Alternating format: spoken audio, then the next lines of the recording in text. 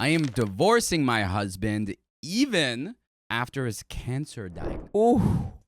I know. Ooh. That the title sounds really bad, but please hear me out. I am new on Reddit. This is my first post, and English is not my first language. So this will be a long one, and I'll try to explain everything as good and short as I can. I, 42-year-old female, am married to my husband, 49-year-old male, for almost 12 years. We met online and soon started dating. He did everything for me. We texted every day because we had a long-distance relationship and saw each other on weekends. He came to me because I have no driving license and no car and still don't have that. Depending how far it was, that was a lot for him to go see every single time. By the way, this comes from u-karma service turtle on the r-OK storytime subreddit. So he has long hair, blue eyes, and best of all, 2 cats. Long story short, I fell in love and he proposed to me after 3 months. Whoa. See, that's early. That's the thing. Sometimes you go really quick and then you find out down the line that they're not who you thought they were. You start off really quick and then you end really quick.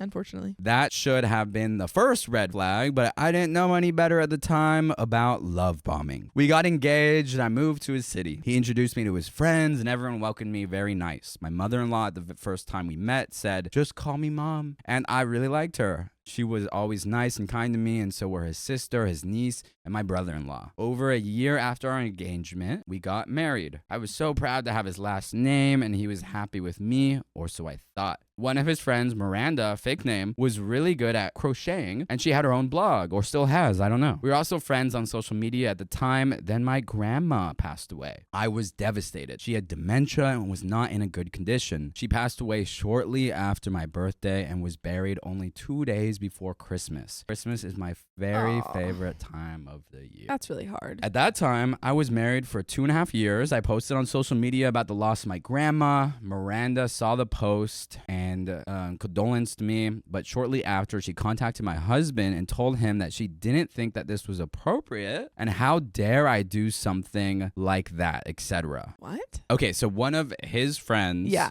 was like, saw the post about OP's grandma, was like, this is inappropriate. About her what? Yeah. OP posted about her grandma passing away. I was like, how dare she? And the friend was like, reached out to OP's husband and was like, how dare your wife? And he agreed? And he agreed. I did not understand that because Miranda had written about one of her grandparents passing away on her blog around the same time. I think it was like, only one of us can talk about our passing away grandparent. In their messages, both of them ranted about me. At that time, I didn't know anything about that, but his phone rang and rang and rang, so I wanted to know who he was talking with. I demanded to tell me what was going on. He showed me the messages between him and Miranda. I was furious. They had not only been ranting about me, they also made jokes about my situation. They're like, OP's grandma's passed away. That's so embarrassing. Oh, Loser. Who are these like cartoon villains? Literally. I told him to cut all contact with Miranda or I would divorce him, ultimatum here, and that he needs to apologize to me for his really bad behavior and how dare he making fun of me and my grandma's passing away. So he deleted her number. It took a month for me to forgive him and to move on. How could you move on if you don't understand?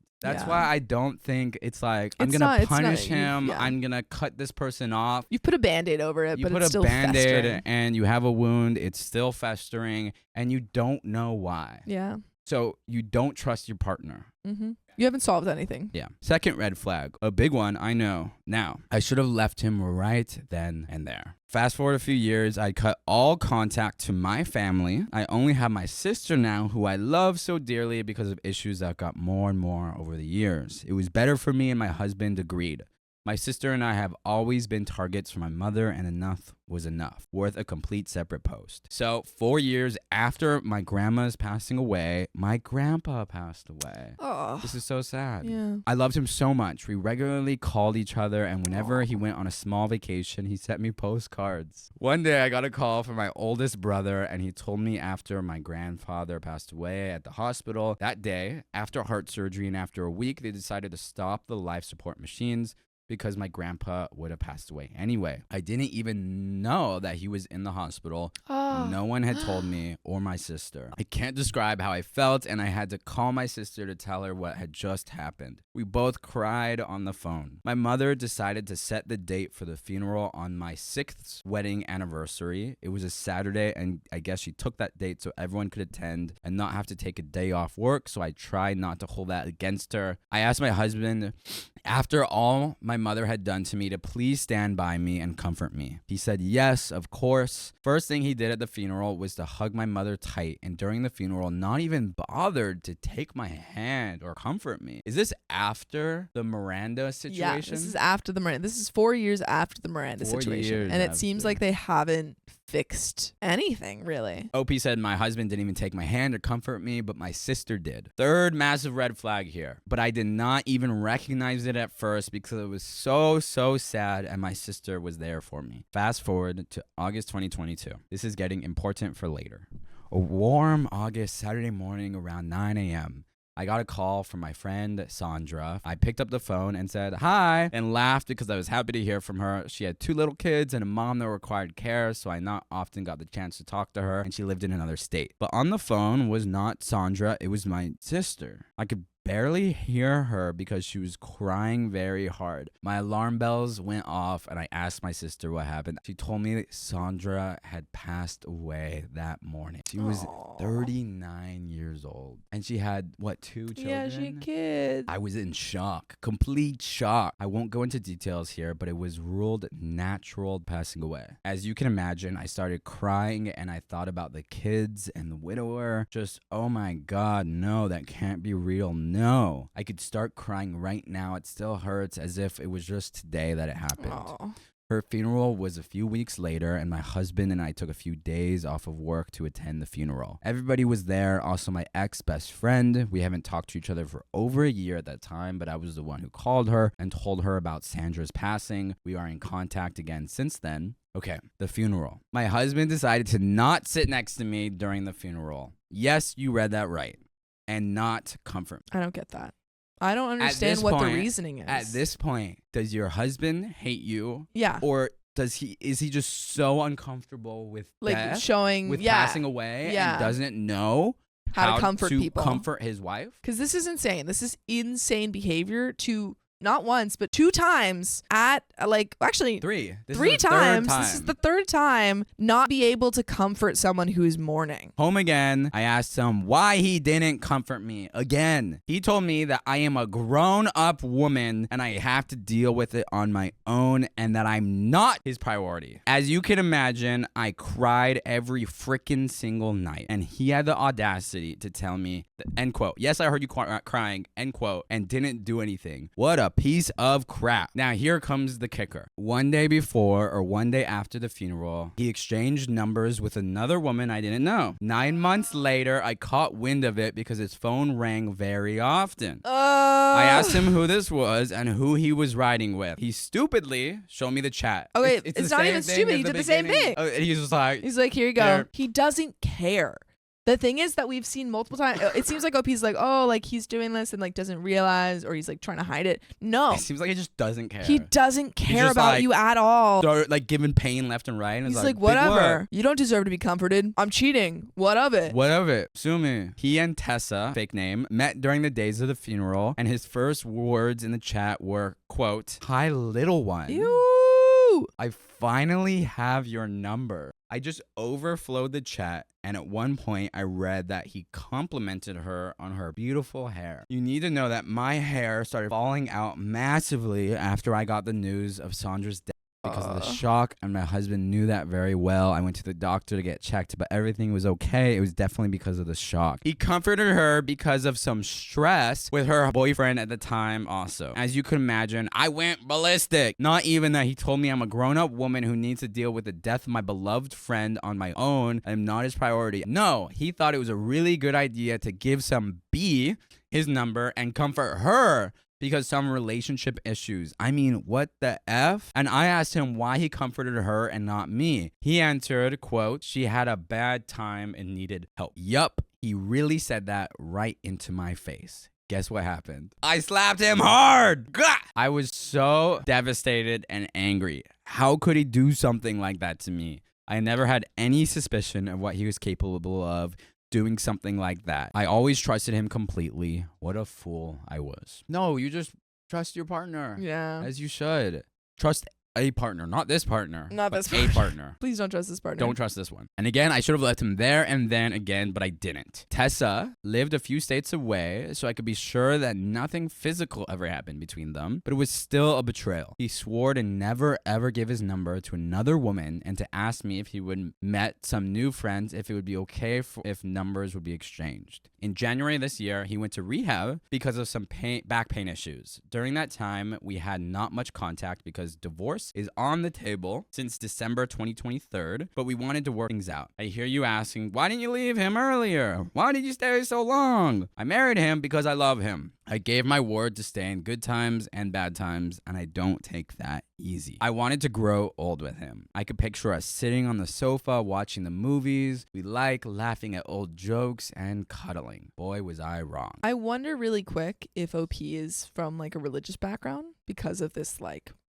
pretty steadfast refusal to divorce or like hesitancy to divorce. I think it's possible, and I also just think that's the narrative that is given to most Western cultures around like this romantic fairy tale of you're going to be with one person for the rest of your life through everything. And then when people are mistreated, this narrative is so that you not have to serving stay together, because it locks people into situations that harm them. Yeah. Anywho, after 3 weeks of rehab, he came home. We haven't talked much during his rehab, but we were friendly with each other. Everything seemed normal. After an hour of his return, he started getting angry. He said I had blocked him on WhatsApp and everything. I was taken aback. What? We just texted the day before. What is happening here? I asked him straight if he had exchanged numbers with some woman again. He said, quote, no, just with men that were in his rehab group. His phone again started to ring very often, and you know what is coming next. Of course, I got suspicious. He told me it was eBay. What?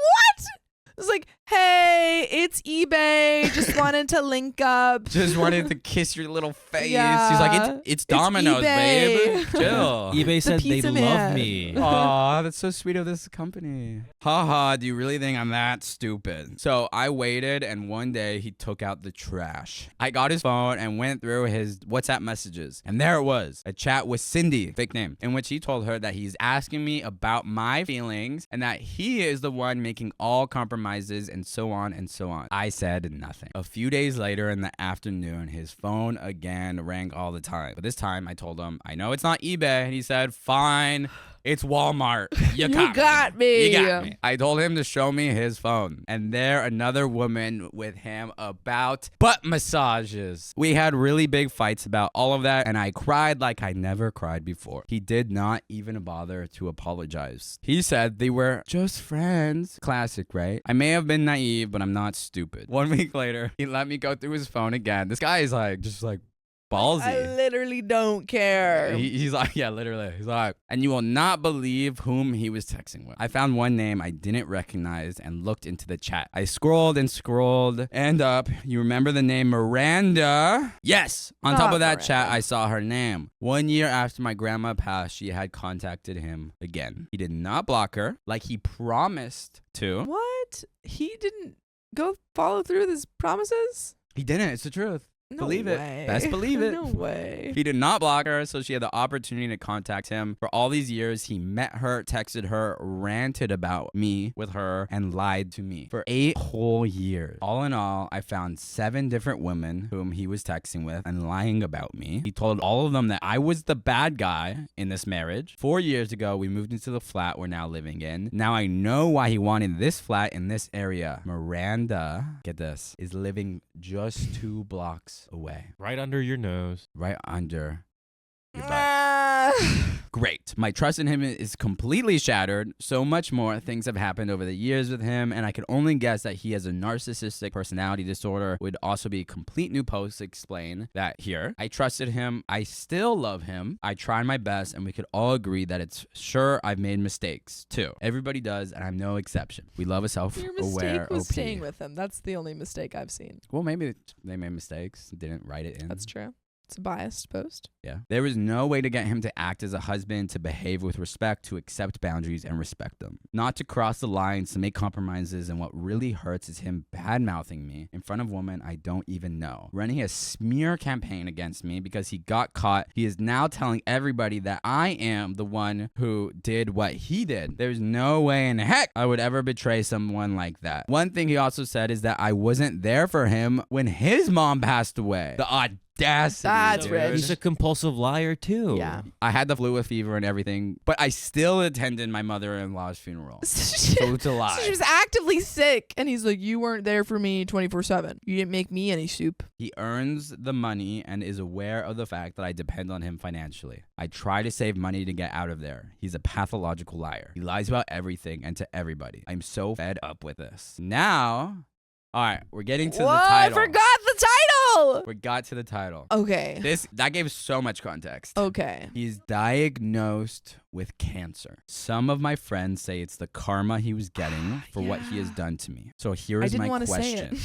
Would I be the a-hole if I leave him, even though he has cancer and maybe would need help to recover? It's a relatively simple surgery. The cancer will be easy to remove and he Leave won't him. need chemo or something like Leave him. Is this like a skin cancer? Yeah, and they're like, I it's going to be 2 hours. You're going to be back to normal. I had a friend who had cancer, and it just got it removed, and it was fortunately fine. It's common for Yeah. like Very little, obviously little, very like, skin scary. things to be cancerous. Yeah, no, so scary, and like anyone who's gone through that, like it is a very scary process.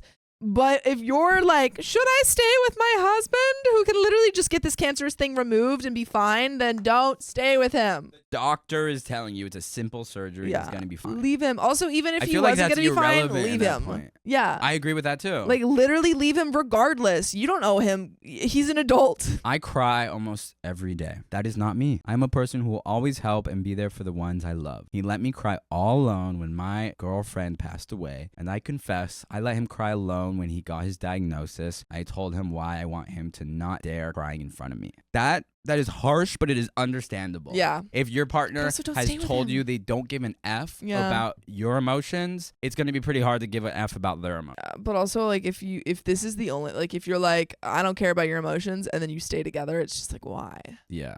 Yeah, he told you so long ago he doesn't care about your Yeah. emotions. Like, it's been 8 years. I gave him the taste of his own medicine, and I also confess I don't regret it. I know that I am not that kind of person. That is not who I want to be any further. I'm ready for your judgment. Thanks for reading, and for the ones among you who are dealing with similar situations, please stay strong. There are people who are loving. There is an update. I have no judgment other than, like, divorce. That's Like, the only advice I can give It you. makes no sense from our context. Yeah. Everything you've been given, it makes no sense for either of you to stay in this relationship. Nope. All right, update. Why did I not leave earlier? Because only at the last 1.5 years, bad things have and added up drastically. And only 6 months ago, I started to realize that he has a pattern of his behavior. I started looking deeper into questions I had and asked in different groups to maybe tell me what I'm dealing with here. It took me long to realize what he was doing, how he was doing it, and in what situations he did this or that. And by the way, we swear we have happier stories. We swear. You just have to join us live on YouTube and Facebook every day at 3 p.m. PST. And we're probably live right now. So just tap our profile. Go check it. There's another relevant update, but let's discuss. We already did, unless you have thoughts. Honestly, yeah, my final thought is you just need to leave. Divorce. Divorce. I'm not one to join the divorce chant, and I'm Sometimes you chanting. gotta. I'm Sometimes chanting you right gotta. now. All right, my sister now saw what a person he is too. Before I was isolated by him, no one believed me. Now my sister is fighting for me like a lioness. I also told some friends about my situation. I'm searching for help, and I get help. Next week, I will seek help from our social system and contact my lawyer to get the documents for him for spousal support. I know that I have nothing when I leave. I mean nothing. No bed, no fridge, no nothing. But I would rather have nothing than staying in this marriage with a man-child who does nothing but complain about my behavior and treating me like crap. The reason why I asked my question is still because of in good times and bad times. But I see it only counts for his bad times. Yes. There we go. No, I think it's just knowing that, like, Oof. we women have to fight for divorce, and you know it's a right that you should exercise when needed. Yum. Mm-hmm. I know. These You days. Yum. Is there To something when in that? Sophia Or did just you said say that. it? No, I'm eating a date. He need a freaking date.